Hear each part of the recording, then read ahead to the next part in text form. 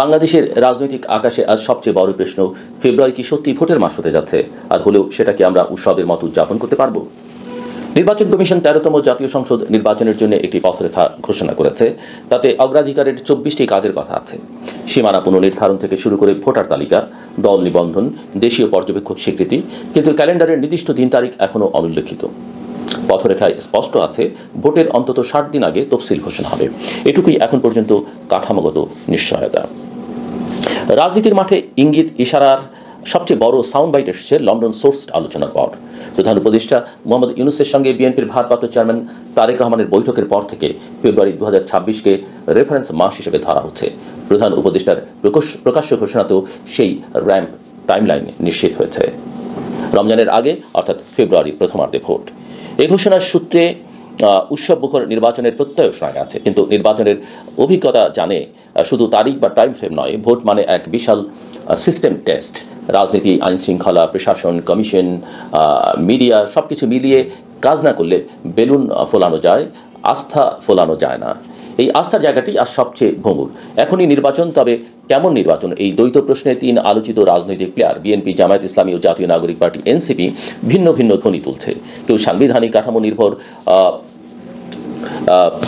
Parliament চায়, কেউ গণপরিষদ চিন্তা নিয়ে র্যাডিক্যাল, কেউ আবার পিআর পদ্ধতির মতো নির্বাচনী ইঞ্জিনিয়ারিংয়ে সন্দিহান। দলগুলোর কথা সুরে যে অমিল, সেটাই ইঙ্গিত দিচ্ছে ভোটের আগের যে ন্যূনতম ঐকমত্য লাগে তা এখনও দূর পথিক। ঐকমত্য না হলে তারই কাছে এলেও আস্থা দূরেই থাকে। আইন শৃঙ্খলা যে কাঁধে ভোটের দিন মাঠের পুরো লোডটা থাকে, সেখানেও খুঁতখুঁতে প্রশ্ন। রাজনৈতিক মিছিলের সংঘর্ষ, বিশ্ববিদ্যালয় ক্যাম্পাসে সহিংসতা, দপ্তরের সামনে টানটান উত্তেজনা। এর মাঝেই সবচেয়ে আলোচিত ঘটনা নুরুল হক নূরের উপর হামলা। ঢাকার কাকরাইলে জাপা কার্যালয়ের সামনে গণ অধিকার পরিষদের শোভাযাত্রা ঘিরে সংঘর্ষের পর আইন শৃঙ্খলা বাহিনীর লাঠিচার্জে নূরসহ কয়েকজন আহত হন। দৃশ্যমানভাবে এতে পুলিশ ও সেনাবাহিনীর সদস্য জড়িত থাকবার অভিযোগ ওঠে এবং পরদিনই তদন্ত কমিটি গঠনের কথা জানায় ডিএমপি।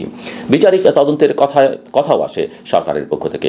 এর সবই দেখাচ্ছে vote Purba law and order ম্যানেজমেন্টে এখন মাইক্রোস্কোপের নিচে।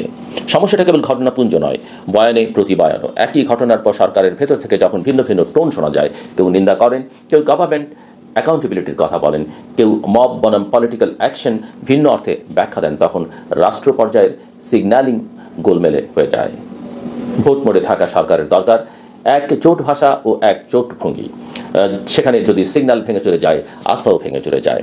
জনমনে তখন প্রশ্ন জমে, কে ইনচার্জ এবং কিভাবে safe and secure polling day নিশ্চিত হবে। এমন এক প্রেক্ষাপটে গুজব ফ্যাক্টর আরেকটি নীরব মহামারী। যারা নির্বাচনী ট্রানজিশনকে নস্যাৎ করতে চায়, তারা গুজবকে বেছে নেবে, এটাই স্বাভাবিক রাজনৈতিক কৌশল। প্রধান উপদেষ্টা প্রকাশ্যেই বলেছেন, কিছু পক্ষ নির্বাচনী প্রক্রিয়া ভেস্তে দিতে সর্বোচ্চ চেষ্টা করছে বা চেষ্টা করবে, সেজন্য সতর্ক থাকতে হবে। এই সতর্ক বার্তা একই সঙ্গে রিয়ালিজম ও সেলফ ফালফিলিং রিস্ক দুটোকেই সামনে আনে। শাসক পক্ষকে যেমন সিকিউরিটি ম্যানেজ করতে হবে, তেমনি ন্যারেটিভও। একটি হিসাব এখানে এড়িয়ে গেলে চলবে না, ভোটার ম্যাথ। সদ্য আপডেটেড রোল অনুযায়ী দেশের মোট ভোটার এখন প্রায় 12 কোটি 60 লাখ। এর ভেতর নতুন ভোটারের সাইজই বাংলাদেশের নির্বাচনী সাইকোলজিকে বদলে দিতে পারে। এত বড় ফার্স্ট টাইম কন্টিনজেন্ট যাদের কেউ কখনো ভোট দিতে পারেনি, তাদের মানসিক মডেল কি? তারা কি সেফটি সেন্সিটিভ নাকি চেঞ্জ হাংরি? ভোট কেন্দ্রে যাওয়ার প্রেরণা কি তারা পাবে, নাকি সহিংসতা, আতঙ্কে আস্থাহীনতা বাড়বে? এই প্রশ্নের উত্তরই ফেব্রুয়ারির ফলশ্রুতি অনেকটা নির্ধারিত হবে। মিডিয়াকে নিয়ে প্রশ্ন আছে এবং সেটা দ্বিমুখী। একদিকে পেশাদার সংবাদ মাধ্যমের প্রাতিষ্ঠানিক সক্ষমতা নিয়ে দীর্ঘদিনের প্রশ্ন, অন্যদিকে নিয়ন্ত্রণহীন সোশ্যাল মিডিয়া ইকোসিস্টেমে ভাঙা তথ্য, কনটেক্সটবিহীন ক্লিপ, বট ড্রিভেন ন্যারেটিভ, সব মিলিয়ে ইনফরমেশন স্মগ। স্বাভাবিক সময় এটি হয়তো কেবল বিরক্তিকর, ভোটের সময় এটি রিস্ক মাল্টিপ্লায়ার। কমিশন বা সিকিউরিটি অ্যাপারেটাস যদি রিয়েল টাইম কমিউনিকেশন না ধরে রাখতে পারে, তবে কানাঘুষের টপকেই কমন সেন্স হয়ে যায় এবং একবার সেটা হয়ে গেলে ব্যালট অবিশ্বাসের শিকার হয়। এমন এক সিচুয়েশন নির্বাচন কমিশনের রোডম্যাপ ঘোষণাটা টেকনিক্যালি অপরিহার্য ছিল।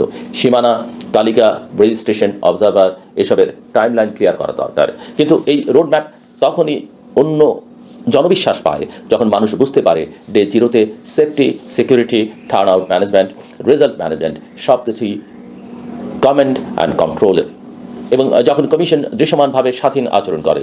ইতিহাসের তিক্ততা হলো দলীয় সরকার হোক বা তত্ত্বাবধায়ক, আমাদের কমিশন বরাবরই অন্য মুখের দিকে তাকানো মানসিকতায় ভুগেছে। এবার যদি সেটি ভাঙতে না পারে, রোডম্যাপ কাগজেই থেকে যাবে, বাইরের জগতও তাকিয়ে আছে। আন্তর্জাতিক মিডিয়া ও সংস্থাগুলো লক্ষ্য করছে বাংলাদেশের ট্রানজিশন কীভাবে ম্যানেজ হয়। প্রধান উপদেষ্টার ফেব্রুয়ারির আগে নির্বাচন প্রতিশ্রুতি আন্তর্জাতিকভাবে নোট করা হয়েছে। এটি যেমন টাইম বাউন্ডিং তেমনি কমিটমেন্ট ডিভাইস। ডিলে ন্যারেটিভের বিরুদ্ধে এটি কন্ট্রা সিগন্যাল, কিন্তু কমিটমেন্টের সাথেই ডেলিভারি ক্যাপাবিলিটি প্রমাণ করা জরুরি। আইন শৃঙ্খলা নিয়ন্ত্রণ, প্রতিদ্বন্দ্বী দলের লেভেল প্লেইং ফিল্ড, প্রশাসনের নিরপেক্ষতা এবং অবাধ প্রচারণা নিশ্চিত করা, এসবই আন্তর্জাতিক পর্যবেক্ষকদের চেকলিস্টে থাকে। অর্থনীতি, এখানে রাজনীতির অভিঘাতটা সবচেয়ে তীব্র।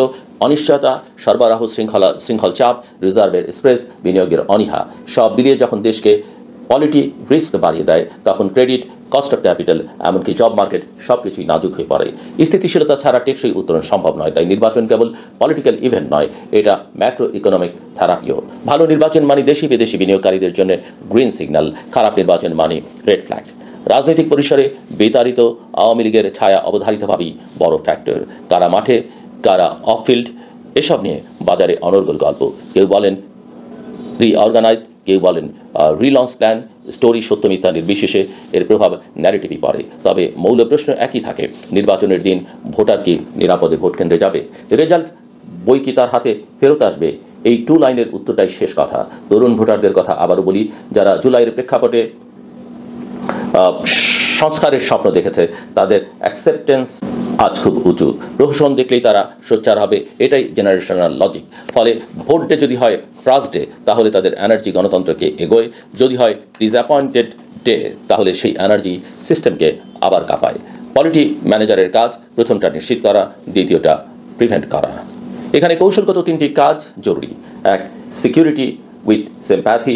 আইন শৃঙ্খলা বাহিনীকে কেবল শক্তি নয়, শিষ্টতার প্রাতিষ্ঠানিক ভাষা দেখাতে হবে। কিন্তু ম্যানেজমেন্ট থেকে নারী, প্রথমবার ভোটারের সাপোর্ট, সবই দৃশ্যমান হতে হবে। 2, কমিশন অ্যাজ কন্ট্রোল টাওয়ার। ফল ঘোষণার ফ্লো, ইন্টিগ্রিটি চেক, অভিযোগ রিড্রেসাল, সব কিছুই লজিস্টিক্স আগে থেকে সিমুলেটেড থাকতে হবে। 3, নন স্টপ কমিউনিকেশন। গুজব মারতে হলে রিয়েল টাইম তথ্য, দ্রুত খণ্ডন, ওপেন ডাটা, এসবই একসাথে চালাতে হবে। তবেই সোশ্যাল মিডিয়ার দ্রুত বিষ ছড়িয়ে পড়ার গতি থামানো যায়। সবশেষে ফিরে যাই প্রথম প্রশ্নে, ফেব্রুয়ারি কি ভোটের মাস? উত্তর হতে পারে, যদি তারিখ নির্ভর ঘোষণা না হয়ে বিশ্বাস নির্ভর প্রক্রিয়া তৈরি হয়, যদি কমিশনের রোডম্যাপ মাঠে ম্যাপ হয়ে যায়, যদি সরকারের বয়ান ওয়ান ভয়েস হয়, যদি আইন শৃঙ্খলা কাঁধে ব্যালটের নিরাপত্তা নিয়ে সত্যিকারের নিরপেক্ষতার ছবি আঁকে, যদি দলগুলো মিনিমাম কমন গ্রাউন্ড খুঁজে নেয়, ধরুন level playing field, zero tolerance to violence, fast track dispute resolution, আর যদি তরুণ ভোটার বুঝতে পারে আমার ভোট আমার ভবিষ্যৎ, তখন ব্যালট বাক্সে কনফিডেন্স জমবে। কনফিডেন্স জমলে টার্ন আউট উঠবে, টার্ন আউট উঠলে ফলের বৈধতা বাড়বে, আর বৈধতা বাড়লে অর্থনীতিও নিঃশ্বাস নেবে। এখনও সময় আছে, ফেব্রুয়ারি কাছে, কিন্তু পুরোটা এখনও লস্ট কজ হয়নি। যে কয়েকটি লাইন মেনে চললে ছবিটা বদলাতে পারে। অহিংসা প্রথম নীতির দৃশ্যমান প্রয়োগ, কমিশনের দ্রুত প্রতিকার ব্যবস্থা, প্রার্থী ও কর্মীদের নিরাপত্তা করিডোর, সোশ্যাল মিডিয়া ও গুজব দমনের ডেটা ড্রিভেন রেসপন্স, আন্তর্জাতিক পর্যবেক্ষকের জন্য আগাম অ্যাক্রেডিটেশন ও অপারেশনাল ফ্রিডম। এগুলো কাগজে কলমে নয়, মাঠে নামলে ফেব্রুয়ারি সত্যি ভোটের ঈদ হতে পারে। না হলে তারিখ ঠিকই থাকবে, কিন্তু উৎসব থাকবে কেবল বিজ্ঞাপনে। আমরা যারা প্রত্যাশার নাগরিক, তাদের ছোট্ট প্রার্থনা, এইবার যেন ক্যালেন্ডারের পাতায় নয়, ভোটারের চেহারায় হাসি দেখা যায়। সেই হাসি তো গণতন্ত্রের একমাত্র বৈধ সনদ। আমার কথা শুনবার জন্য